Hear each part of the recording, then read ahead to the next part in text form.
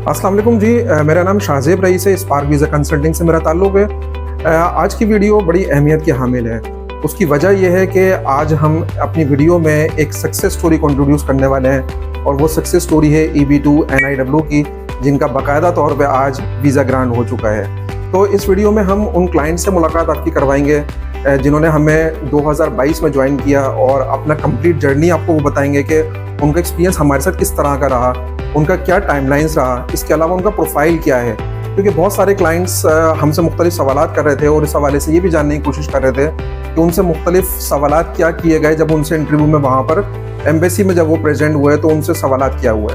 Family के साथ होता है, फैमिली के बगैर होता है, कितने साल के बच्चे वहाँ पे अलाउ होते हैं इंटरव्यू में और किस तरह के सवालात को किस तरीके से टैकल किया जाता है। तो इस तरह के सारे सवालात के रिस्पॉन्सेस करने के लिए आज हमने सोचा एक वीडियो बनाई जाए और इस हवाले से उस सक्सेस स्टोरी को बताया जाए तमाम आप नाज़रीन के लिए कि उनके साथ किस तरह का जर्नी रहा और उन्होंने कब हमसे केस इनिशिएट किया था और अब जो अल्हम्दुलिल्लाह उनका अप्रूवल हो चुका है वीज़े का। तो इसमें कंप्लीट जर्नी के साथ वो हमारे साथ किस तरह से एसोसिएटेड रहे। तो आइए आज हम मिलवाते हैं अपने नई एक सक्सेस स्टोरी के साथ। अच्छा जी, जैसा कि अभी हम डिस्कस कर रहे थे एक सक्सेस स्टोरी के हवाले से EB2 NIW की, तो आइए जी हम अपने क्लाइंट को इंट्रोड्यूस करते हैं जिनका नाम है मोहम्मद जैन। और इनिशियल लेवल पे ये अपनी आपको प्रोफाइल पहले बताएंगे कि इनका प्रोफाइल क्या था और किस प्रोफाइल की बेसिस पे इनका पिटीशन अप्रूव हुआ है। अस्सलाम वालेकुम जैन साहब, खैरियत से हैं आप? ठीक ठाक, अल्हम्दुलिल्लाह, बिल्कुल जी। शाहिद साहब, जैसे कि आपने मेरी प्रोफाइल के बारे में बात की है, तो मैं एज अ बैंकर हूँ और मैंने मास्टर किया है फाइनेंस के अंदर इकरा यूनिवर्सिटी से। और मैं आया था आपके पास अगस्त 2022 में।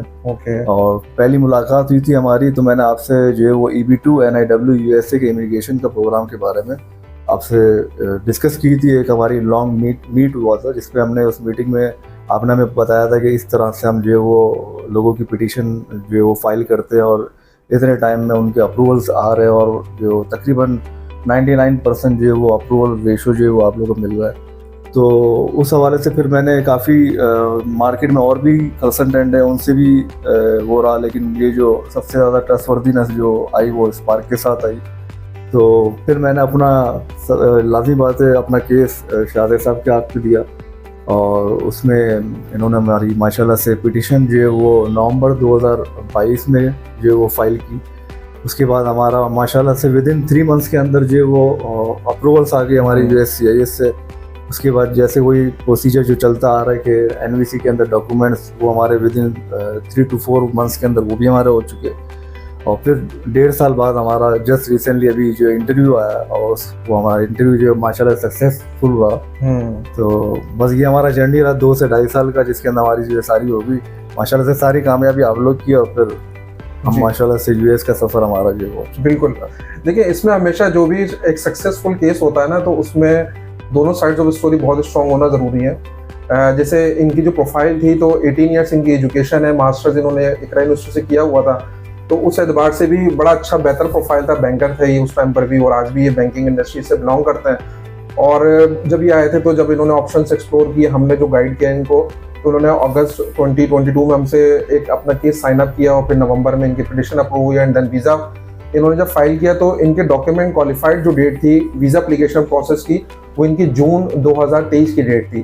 तो इनके पास अल्टीमेटली जनवरी 2025 में इनके पास इंटरव्यू लेटर आया और फिर इनका 19 मार्च 2025 में इनका इंटरव्यू था। इस्लामाबाद एम्बेसी से इनका ताल्लुक था, तो इनको इंटरव्यू की वहाँ से कॉल आई, ये इंटरव्यू वहाँ पे प्रेजेंट हुए एंड देन उसके बाद इनके जो वीज़ा स्टैम्प इनको रिटर्न बैक होके मिले वो इनको 21 और 22 अप्रैल को इनको वहाँ पर इनका स्टेटस भी ऑनलाइन चेंज हुआ और उनको फिर वहाँ से वीज़ा भी मिले।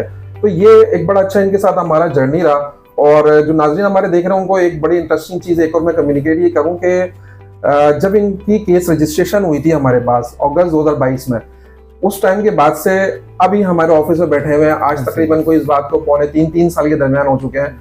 तो इस टाइमलाइन में कराची में भी होते हुए इन्होंने हमें विजिट नहीं किया। ये तमाम चीज़ें जो डिपेंड कर रही होती हैं, ये ट्रस्ट पे डिपेंड कर रही होती है। इनका ट्रस्ट हमारे ऊपर कंप्लीट था। जो पिटिशन के टाइमलाइंस जितने भी हमने डॉक्यूमेंटेशन कॉम्प्लेक्स एक प्रोसीजर EB2 का एक छोटा प्रोसीजर नहीं है जितना नॉर्मली लोग गाइड कर रहे होते हैं, तो इस तरह का प्रोसीजर नहीं है। टाइम बाय टाइम वैसे भी ये एक प्रोसेस डिफिकल्ट होता जा रहा है और टाइमलाइन से भी आपको अंदाजा हो गया होगा कि जब इनका जर्नी उस टाइम पर हमसे स्टार्ट हुआ, हमने बेसिकली फरवरी 2022 में जब पाकिस्तान में एक आध कोई कंसल्टेंट काम करता था EB2 पे, उस टाइम पर हमने इसको जब लॉन्च किया तो हमें क्रिटिक्स भी उस टाइम पर मिले कि आप अप्लाई तो करवा रहे हैं लेकिन अमेरिका कोई भी इतना आसानी से वीज़ा देता नहीं है। लेकिन जब हमने इसको स्टार्ट लिया, मतलब जैन साहब के हवाले से मैं एक और बात बताऊं कि हमारे चंद एक उन ओल्डेस्ट क्लाइंट में से हैं जिन्होंने उस टाइम पर हमारे ऊपर ट्रस्ट किया, और ट्रस्ट जब क्रिएट हो जाता है तो उसके बाद जर्नी आसान हो जाता है। उसके बाद जब इनकी पिटिशन प्रिपेयर हुई तो जब पिटिशन अप्रूव हुई, बहुत सारे लोगों ने अगेन क्रिटिक्स किया कि पिटिशन तो अप्रूव हो गई लेकिन वीज़ा नहीं मिलेगा इनको। तो फिर एक वीज़ा का कंप्लीट हमारे साथ एक अच्छा जर्नी इनका रहा, और एक अल्टीमेटली अब अल्हम्दुलिल्लाह सक्सेसफुली इनको वीज़ा मिल चुका है, और अभी अपना नेक्स्ट अपना लाइन ऑफ एक्शन प्रिपेयर करने हमारे पास बैठे हुए हैं कि अब इंशाल्लाह यहाँ से पाकिस्तान से मूव होंगे। तो इस हवाले से इनके साथ बड़ा अच्छा जर्नी रहा। एक जो मुझे क्विकली मैं बताऊं आपको कि मेरे पास जो सवालात आ रहे थे मुख्तलिफ सक्सेस स्टोरीज को जब भी हम पब्लिश करते हैं, क्योंकि हमारी कोई पहली सक्सेस स्टोरी नहीं है ये वीज़ा के लिए, मल्टीपल सक्सेस स्टोरीज हमारे पास मौजूद हैं। तो हमारे पास लोग सवालात ये करते हैं, जो क्यूरियोसिटी लोगों में होती है वो सबसे ज़्यादा ये होती है कि इनसे सवालात किस तरह के किए गए, इंटरव्यू में कौन से ऐसे क्वेश्चन थे और उनको इन्होंने कैसे टैकल किया।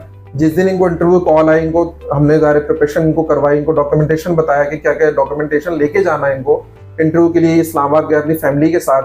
तो उसमें इनसे किस तरह के सवालात हुए, तो मैं चाहूँगा कि थोड़ा सा अपना एक्सपीरियंस जैन साहब हमारे साथ शेयर करें इस हवाले से कि किस तरह का इनका इंटरव्यू रहा, किस टाइम पे आपका इंटरव्यू था, किस तरह के सवालात हुए, क्या कोई ऐसे कॉम्प्लेक्स किस्म के सवालात डॉक्यूमेंटेशन आपसे मांगी गई जिसमें आपको कोई मुश्किलात का सामना हुआ? नहीं शाहिद साहब, हमारा जैसे कि इंटरव्यू हार्डली कोई 10 to 15 मिनट्स का था। ओके। और उसके अंदर हमारे तकरीबन कुछ 3 सवाल हुए थे, और उसमें सबसे पहला सवाल जो मुझसे हुआ वो ये हुआ कि आपने कोई जो वो एजुकेशन आपकी क्या है, तो मैंने बताया मेरा MBA। तो उसके बाद उन्होंने पूछा आपने किस फील्ड में जो है वो आपने MBA किया, तो मैंने बताया फाइनेंस में। उन्होंने कहा कि फाइनेंस में आपकी जो मज़ीद जो आप फाइनेंस में बताएं, तो मैंने उनको पूरा फाइनेंस के बारे में बताया कि ये सब्जेक्ट्स थे जो मैंने फाइनेंस में पढ़े। फिर उसके बाद उन्होंने मुझे जो वो मेरे करंट प्रोफेशन जो मैं क्या काम कर रहा हूँ, तो मैंने एज अ बैंक अभी मैं ब्रांच मैनेजर हूँ, 14 साल का मेरे पास एक्सपीरियंस है। तो ये इसके बारे में मैंने बताया। फिर उन्होंने कहा ओके वेल गुड फाइन। फिर लेडी थी मेरे साथ तो जो इंटरव्यू ले रही थी, और उसके बाद उन्होंने जो है वो एक और सवाल मुझसे जो आखिरी सवाल किया वो क्या मेरी ट्रैवल हिस्ट्री के बारे में, कि आप कहाँ कहाँ गए, तो उनके बारे में मैंने उनको डिफ़ाइन किया, बताया। उसके बाद उन्होंने सिर्फ यही चीज़ जो है वो मेरी मिसेस से पूछा कि आपकी भी ट्रैवल हिस्ट्री जो है वो सेम है, तो उन्होंने कहा जी हाँ बिल्कुल मेरी वो सेम है। और बस हमारा फिर इसके बाद उन्होंने सिस्टम पे कुछ अपना कुछ किया, उसके बाद जो है वो कहा your visa is approve. Okay. और बस उन्होंने यही कहा मैं बस। अच्छा, स्पाउस से और बच्चों से कोई सवालात हुए? नहीं, स्पाउस से ऐसे और कोई सवाल नहीं हुआ, और ना बच्चों से कोई सवाल हुआ। Okay okay. और डॉक्यूमेंटेशन की अगर हम बात करें तो आप क्या डॉक्यूमेंट साथ लेके गए थे? क्या उन्होंने जो डॉक्यूमेंट्स आप लेकर गए थे, क्या उन्होंने इंटरव्यू के दौरान वो डॉक्यूमेंट कोई चेक किया आपसे? नहीं, मैं डॉक्यूमेंट की मैं पूरी अपनी तैयारी करके गया था। एज अ जो वो एक जो इंटरव्यू लेटर पे जो उन्होंने बताई थी चीज़ें कि ये डॉक्यूमेंट्स आपने लाने, और आपसे ही जो सारी चीज़ें आपकी टीम ने मुझे काफ़ी सपोर्ट किया। तो जो डॉक्यूमेंट बताए गए थे वही मैं ले गया था डॉक्यूमेंट्स, जिसके अंदर मेरी डिग्रीज थी और मेडिकल की एक रिपोर्ट आई थी, वो मैं ले गया था साथ में अपने, और अपना marriage certificate, FRC, birth certificates, और यही सारे डॉक्यूमेंट्स थे। ना उन्होंने हमसे कोई बैंक सर्टिफिकेट मांगा, बैंक स्टेटमेंट मांगा, ना ऐसा सच कोई के फाइनेंशियल्स बताए या कुछ इस तरह का कोई कुछ नहीं था। अच्छा, सिर्फ बस लास्ट थिंग ये कि डॉक्यूमेंटेशन में आपसे कोई इसके अलावा फाइनेंशियल डॉक्यूमेंट के अलावा कोई डॉक्यूमेंट जो आप लेकर गए थे वो कोई चेक किया उन्होंने कि आप मुझे अपना मैरिज सर्टिफिकेट चेक करवा दें, कोई इंटरव्यू लेटर चेक करवा दें, या कोई आपका अप्रूवल लेटर आया है पिटिशन का वो आप हमें चेक करवा दें?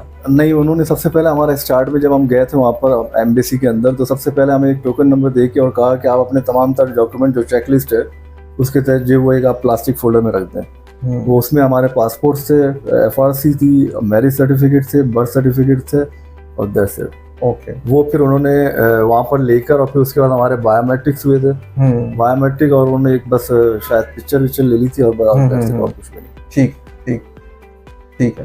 तो इट मीन्स देखें, जो सिविल डॉक्यूमेंटेशन हमेशा से कहा जाता है वीजा एप्लीकेशन डॉक्यूमेंट का चेकलिस्ट भी है, और इंटरव्यू में भी जो सिविल डॉक्यूमेंटेशन जैसा बर्थ सर्टिफिकेट, मैरिज सर्टिफिकेट आ जाता है, पासपोर्ट आ जाते हैं, सिर्फ यही डॉक्यूमेंट्स हमेशा रिक्वायर की जाते हैं। बहुत सारे क्लाइंट्स इस हवाले से परेशान भी होते हैं, और मल्टीपल बातें सोशल मीडिया पे चल रही होती है कि इस तरह के डॉक्यूमेंटेशन शायद मांगे जा सकते हैं, लेकिन ना तो कोई बैंक स्टेटमेंट की इसमें इनिशियल लेवल पे जब हमने इसको एडवर्टाइजमेंट किया था, जब हमने बताया कि इसमें स्टेटमेंट की रिक्वायरमेंट नहीं है, आइट्स की रिक्वायरमेंट नहीं है, और ये परमानेंट एजेंसी का अमेरिकन इमिग्रेशन का प्रोग्राम है, तो उस टाइम पे लोगों ने कहा कि शायद ये कोई स्कैम हो सकता है, लेकिन अल्टीमेटली अब जब आज के टाइम पर सक्सेस स्टोरीज हमारे पास मल्टीपल आती रहती हैं तो अब क्लाइंट को कुछ ट्रस्ट होने लगा कि वाकई। लेकिन टाइमलाइंस बहुत इंपॉर्टेंट है। जैन साहब ने जब उस टाइम पर अपना डिसीजन लिया है तो आज ही एज अ सक्सेस स्टोरी बैठे हुए हैं, लेकिन अगर आज के टाइम पर अगर आप लोग अपना डिसीजन लेंगे तो टाइमलाइंस बड़ा डिफरेंस आ गया, सक्सेस स्टोरीज में बड़ा डिफरेंस आ गया, इसके अलावा परसेंटेजेस में बड़ा डिफरेंस आ गया। तो अल्टीमेटली आप अपने केस को प्रॉपरली जो रिव्यू करवाएं, अच्छे कंसल्टेंट से रिव्यू करवाएं, अच्छी जगह अपने केस रजिस्टर करें और कंसल्टेंट की हेल्प जरूर लें, सपोर्ट जरूर लें। और देखें जो बाहर के अटॉर्नीज काम कर रहे हैं या पाकिस्तान में कोई भी कंसल्टेंट काम कर रहे हैं, ऐसा नहीं है कि अटॉर्नीज के थ्रू अगर आप केस फाइल करेंगे तो आपके केस में विनिंग चांसेस स्ट्रॉन्ग हो जाते हैं, आपके चांसेस बेहतर हो जाएंगे। मोर और लेस पाकिस्तान में भी आपको अच्छे कंसल्टेंट और रिसर्च करने की जरूरत है। आप अच्छी रिसर्च रखें, आप देखें उनके क्या रिव्यूज हैं, उनका बैकग्राउंड क्या है, उन्होंने कितने सक्सेस स्टोरीज लिए हुए हैं, एंड देन उसके बाद अगर आप किसी पाकिस्तानी कंसल्टेंट से भी केस अपना फाइल करते हैं और अगर आपके बेहतर चांसेस हैं, उसमें आप ओपिनियन अपने 2 से 3 जगहों से लें तो उसमें बेहतर चांसेस होंगे। तो आज की सक्सेस स्टोरी के साथ जैन साहब के साथ हम मौजूद थे यहाँ पर स्पार्क के ऑफिस में कराची में, और बड़ा अच्छा हमारा जर्नी रहा जैन साहब के साथ। मैंने पहले भी बताया कि 3 साल हमारा जो स्टार्ट अब तक जर्नी था, तो उसमें इन्होंने हमसे तो कभी हमें परेशान नहीं किया, ना हमारे ऑफिस का भी विजिट किया। तो इस एतबार से जो भी टाइमलाइंस थी सब इनके व्हाट्सएप के ग्रुप्स में आ रही थी और इसी एतबार से इनका कंप्लीट एक जर्नी हुआ। तो नेक्स्ट वीडियो के लिए हम इंशाल्लाह मुलाकात करते हैं। जैन साहब कोई चीज़ ऐड करना मैं चाहेंगे? इसमें ऐड ये करना चाहूँगा कि स्पार्क कंसल्टेंसी जो है वो आप अगर अपना केस फाइल कराना चाहते हैं, बहुत अच्छी इनकी टीम है और बहुत कोऑपरेट के साथ आपको लेके चलेगी। ईच एंड एवरीथिंग आपको जो है वो गाइडेंस बड़ा टाइमली आपको दे, जो है वो सारी चीज़ें आपकी होती जाएगी। पिटीशन इन्होंने माशाल्लाह से जो है वो बहुत जल्द से जल्द मेरी कंप्लीट करके और USCIS को जो है वो डिलीवर की थी, जिसकी वजह से रिजल्ट ये होता है कि इसमें आपका काम अगर जल्द से जल्द हो रहा होता है तो फिर आपका जो आउटकम है वो जो है वो जल्द से जल्द आपको पास आ जाता है पॉजिटिव। That's right. बहुत सारे क्लाइंट्स ऐसे हैं जो रजिस्टर हो गए, इनएक्टिव हो गए, क्लाइंट पिटिशन नहीं सबमिट की, कुछ लोगों ने पिटिशन बनवा के कहीं अपना खुद से भी केसेस फाइल कर लिए। तो हर क्लाइंट एक डिफरेंट क्लाइंट होता है, तो ट्रस्ट लेवल बहुत इंपॉर्टेंट है कि जो हम पिटिशन प्रिपेयर कर रहे हैं, जो हमारे पास टीम मौजूद है वो स्पेशलाइज टीम है और उस हर एक टीम मेंबर की एक अपनी स्पेशलिटी है। तो इस एतबार से डेफिनेटली जब जो मतलब चीज़ें सामने आती हैं तो सक्सेस स्टोरी उस हिसाब से जनरेट होती हैं। और अगेन लास्ट थिंग में यही है कि स्पार्क कंसल्टेंसी के लिए अपना हर क्लाइंट एक एम्बेसडर है, ठीक है। वो उसका आउटकम जो भी है वो तो हम स्टार्ट में पहले बता देते हैं कि चांसेस क्या हमें नजर आते हैं, लेकिन एम्बेसडर इस सेंस में कि हम क्लाइंट को वो ही रिस्पेक्ट देते हैं अपने एग्जिस्टिंग क्लाइंट को।